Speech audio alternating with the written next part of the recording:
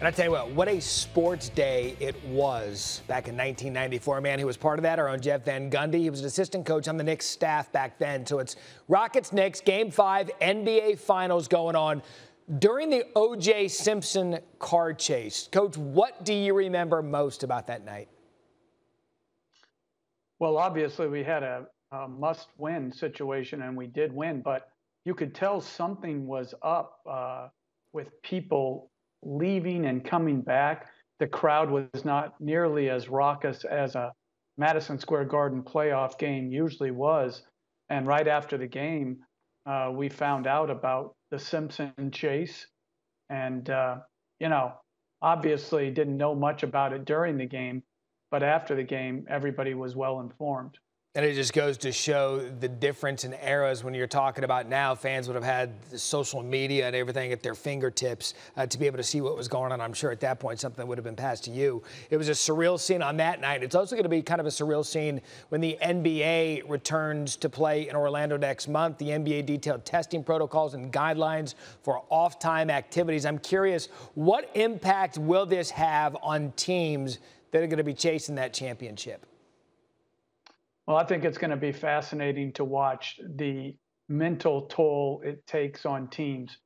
Do teams get stronger and more together through this isolation experience, or do they become fragmented and can't wait to get out of that restrictive environment?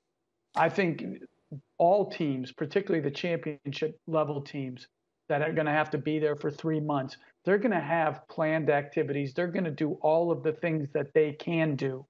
But so much is going to be, how do their best players, how are they looking at it? Are they looking at this with a sense of dread, or are they looking at this as an opportunity to win a championship? Yeah, it's a great point, because it's this unprecedented times we've seen in this country really since the start of the year. If you were a head coach, I'm going to give you a whistle right now. You're a head coach of one of these teams heading to Orlando.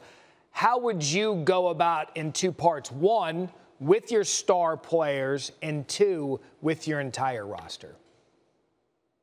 Well, I think how you deal with your stars would be no different. You're going to try to chart a path of a common vision to how you're going to reach a goal in all areas. It doesn't matter if it's practice games or what you're going to do with the downtime.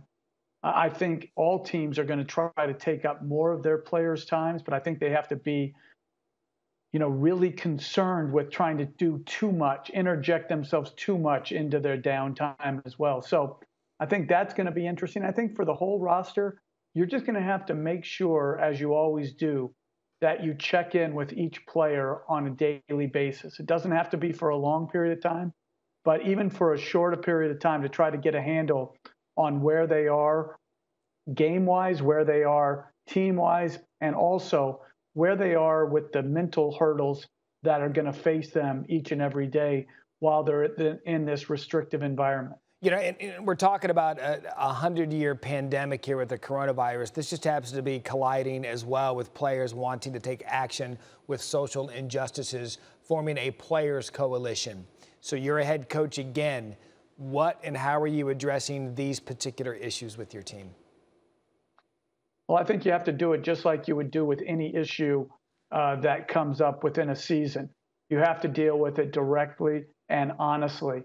And the problem right now, as teams are spread out and they can't meet as one group, is that it's hard to get a read when you're just having individual conversations versus everybody in front of you in a team situation and a team setting.